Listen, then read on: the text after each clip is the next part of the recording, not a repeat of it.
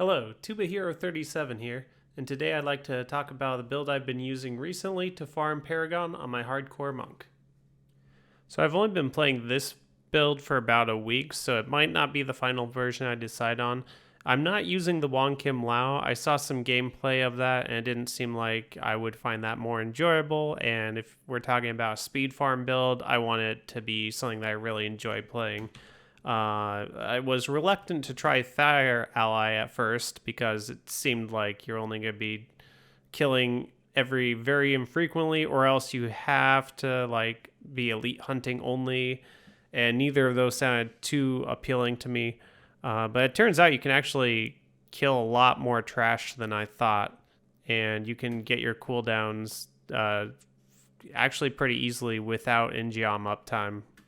So it actually turned out, just by stacking cooldown pretty much everywhere I can, to be a pretty smooth build. So that's the first thing I'd say, is get cooldown everywhere except for your necklace, because man, those DPS stats. And for the same reason not using a cooldown weapon. The other two ethereals can have cooldown, but this just seems like it'd help with the boss so much that I decided to go with the Bartux. So this is a super tanky version of the build. We got Spirit Guards, we got Lefebvre's, we've got Blinding Speed, we got Invincibility, although that eats into our cooldowns a bit, which can be bad for our Messerschmitt procs to get Epiphany and Ally backup.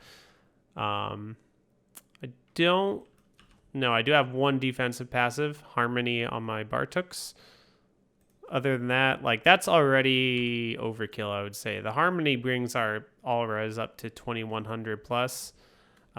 Even though I have a very small life pool, vitality number, 3600 would normally be small if you're planning on ever taking damage, which really we're not going to be taking that much damage. But because Inna's gives you a life multiplier, you can see our life bonus is 105%, and I think that's with no rolls on gear. That's just Paragon and Innas.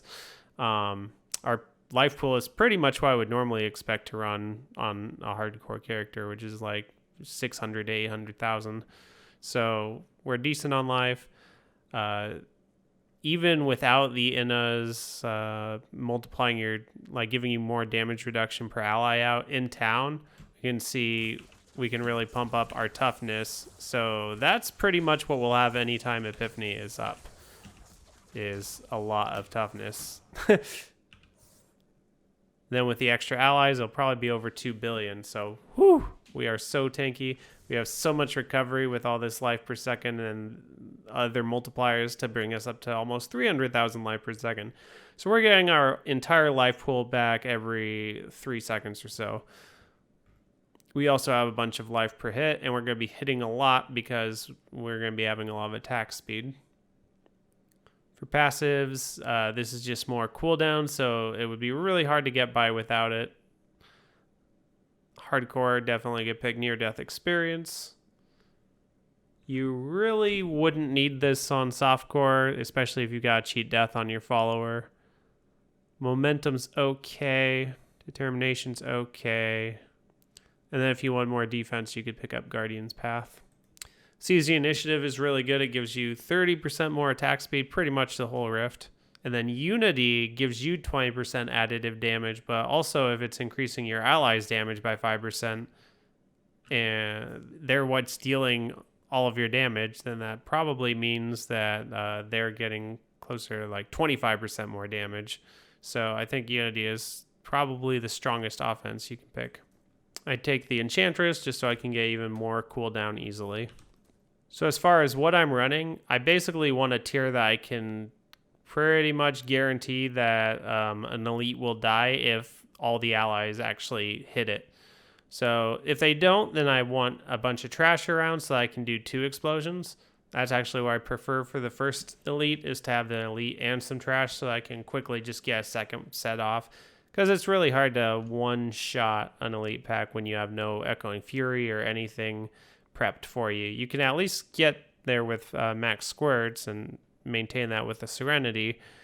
But yeah, so my goals for these runs are to be, under 3 minutes. They've been mostly 2 to 3 minutes, with probably more sub 2s than more than 3s. But I've also only recently pumped it to 116. I was doing 115s as I ogged up. At this point, I am fully ogged everywhere I can be. I do have a few non-ancients.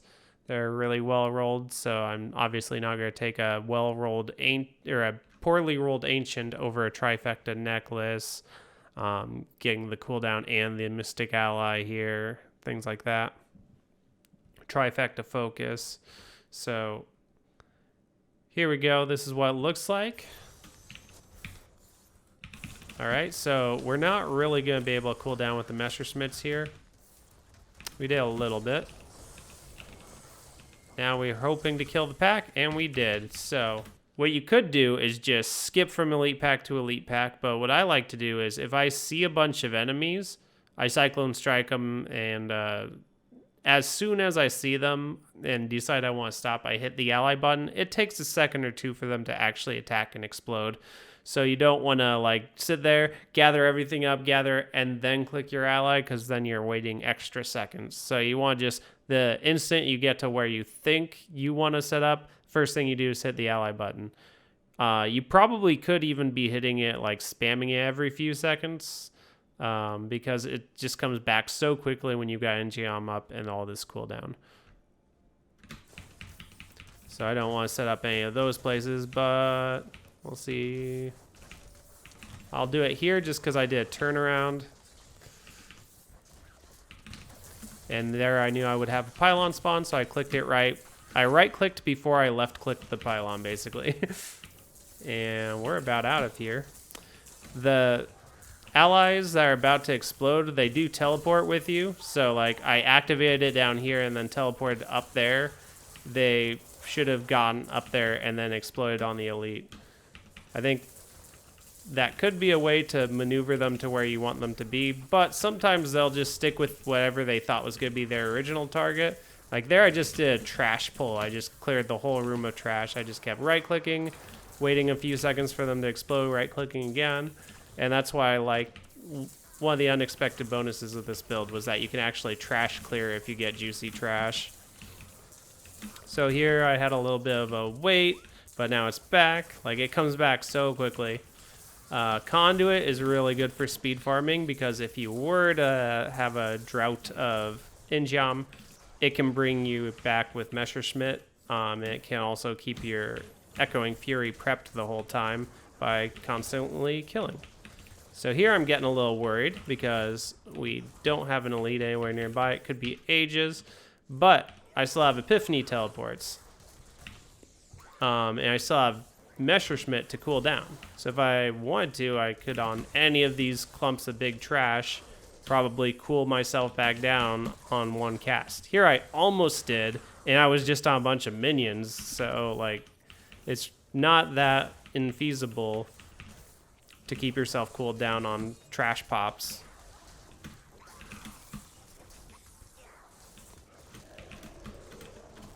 So it looks like no pylon here. Obviously, since I paused, oh, there is one. Paused and I've been talking and stuff. This might end up being a more than 3-minute run, but we do have power for boss. Usually, like on the 115s, I could sometimes just punch them a bunch and then one-shot them because of the bar tooks. Like, so I'd punch them a bunch to stack it up, and I'd one-shot them. Here, power pylon, hopefully I one-shot him. That was sub 3, pretty handily. But yeah, on these 116s, I might not have enough damage for that. So I'll probably just right away, if I don't have power pylon, do a hit, and then be sure by the next attack to have full bar tooks and definitely kill them on the second attack. It's not that much longer of a time. Kind of curious now what it would be with one of the other weapons without the bar tooks power. If that's consistently like 2 attacks as well, then I'm not really saving anything by having this. If it's 3, then that's a little different story. But with the extra cooldown, like those 3 wouldn't take that much longer than 2 normally do.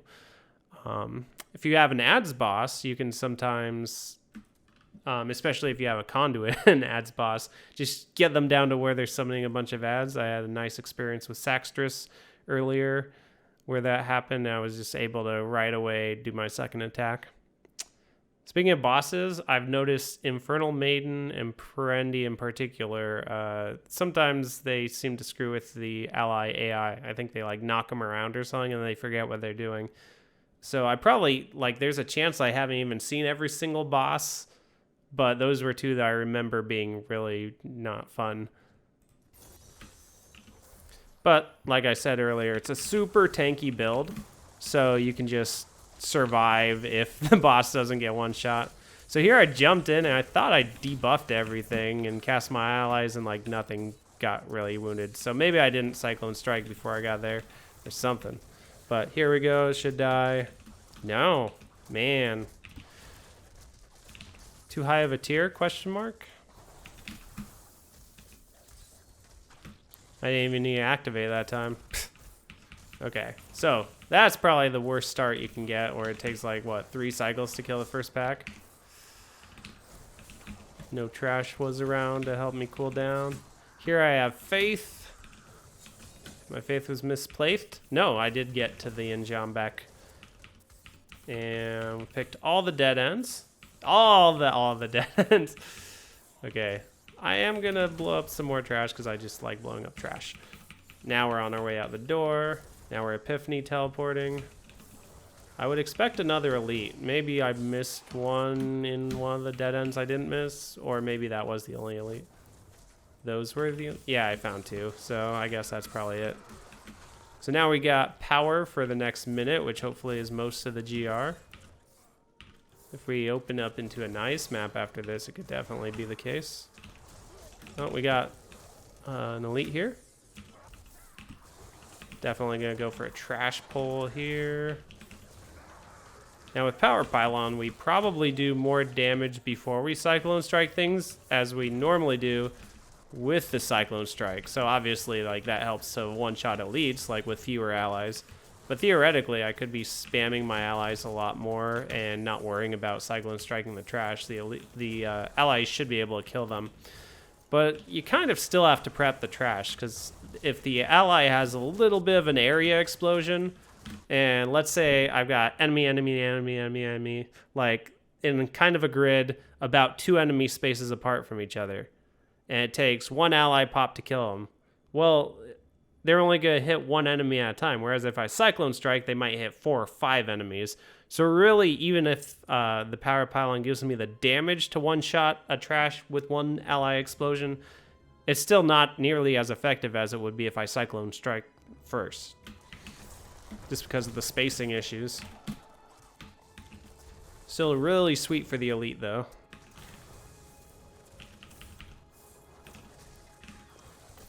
So I'm just like, Cyclone, spam, attack, allies, Cyclone. I'm also always force moving. I basically have force move on spacebar and my thumb is always held down when I play. I think that might help with the ally AI. People say that the Tempest Rush, they act better. Somebody suggested it was because the enemy's constantly getting Cyclone Strike by Tempest Rush. I kind of wonder if it's because you're always moving. And so that's why I haven't noticed bad AI, is because I'm always moving, more or less, all the time. Sometimes on bosses, I will just stand there and try and stack the Bartooks. And same with, like, the first elite. Sometimes I'll just stand there punching. Comes from a habit from when I was playing with Assimilation and wanted to group a whole bunch and then just punch until I see a juicy number. Now I go with Blazing Fists, because it doesn't count on the 3rd hit for critical hits to raise your attack speed and movement speed. It can be any of them. And what I found was, like, with Assimilation, I kept not getting that 3rd full hit in. So I'd, like, punch, and I'd do all these attacks, and I'd punch, and I'd do all these attacks, and I would just never get a new one. Or usually I would get to 2 and grow impatient and then do my other stuff. And I'm like, oh, man, I just can't get a number up to show up. So I just decided to move to this one that you could theoretically critical hit 3 things with your first punch, and then bam, you're done. But as far as what they do, you definitely get more benefit out of Assimilation, being, you know, all you need is 10 enemies on you, and you've got 50% more additive damage, and you could have 20 or 30 even. or even more. But this also is up on the boss. You can have 15% more attack speed on the boss, whereas a simulation, you're generally only at 5%. So that was still a fast one, even with a horrendous start. Maybe I'll do one more, see how this goes. Okay, so these guys are all spread out. We got ghost and no minions for it. Like, this is just bad. So we one-shot the ghost, like one cycle the ghost, but none of its minions are here. And this group, we couldn't even two-shot. But I was able to kill enough things to be basically cooled down. Bam, we've killed 2 elites. I don't even know where... Are these the ghost minions? No, these are a whole new pack. That's crazy.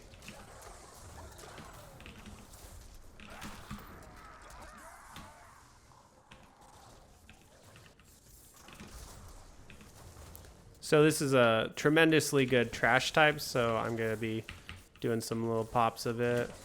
Speed pylon is, like many builds, probably the worst.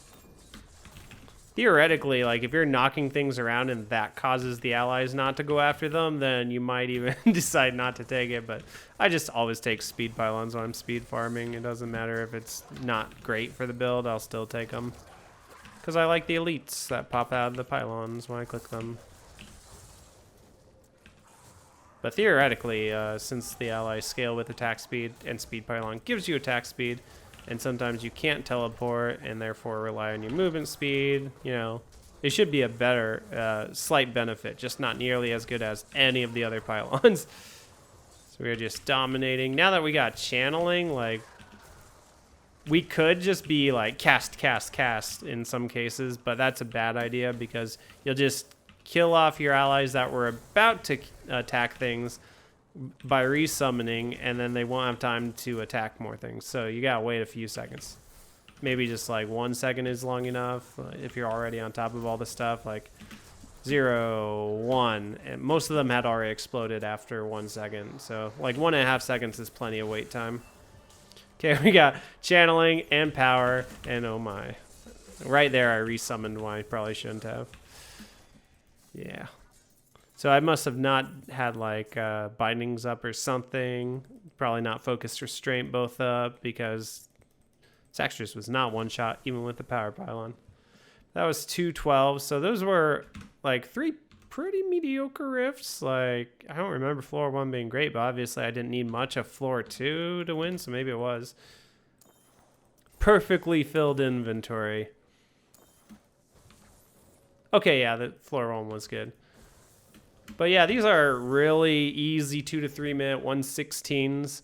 The higher you go, the more this build would fall off because it really depends. Like, you're not going to get Ingeom if you don't get in 1 cycle. If you don't kill the elite in 1 cycle, that could really slow you down. If you're not killing as much trash, then the Messerschmitt aspect really slows down. So you go 1 tier higher, and instead of taking 17% longer to kill things, it might take 30% because of the multiplicative effects of losing cooldown and also the enemies having more health. So it's really, you want to pick a tier that's just easy for you and try higher tiers and see if it doesn't get harder or if it does get harder. But I had tried 116 a few OGs ago, and it was not nearly as consistently good as it is now. So I was doing 115s until basically today, and now I've switched to 116s, and they're going pretty smooth anyway. Lastly, I'd like to talk about my Inna's push plans for the season. So this was 100 Paragon ago. I pushed Fire Allies with no pants. That is my plan, is to push this build with no pants. And it took me about half of the allotted time, so normally I would say, oh, geez, that's many tiers lower than max. But it was a really good GR. It was Festering Woods was most of it, and I think I got like all the good pylons. So like that obviously was an outlier. But one thing that I made a mistake on was that I had Flying Dragon cubed, and I'd switched to a different weapon that had Flying Dragon on the attack or as the weapon power. So obviously I swapped my passives to account for the passive, but I didn't swap my cube. So I think I'm going to be having Injom in, which means if I do a trash pop on Fire Ally, it cools me down. But I'm also doing Obsidian Ring when I'm pushing. I was originally doing Convention of Elements, but I think I like this better. It's going to be a little safer and also just like a little more consistent damage output compared to waiting for the COE. And my goal when I get fully ogged is to go somewhere around the 130 mark, which looks like it would be, right now it would be rank 78 or better. So we'll see.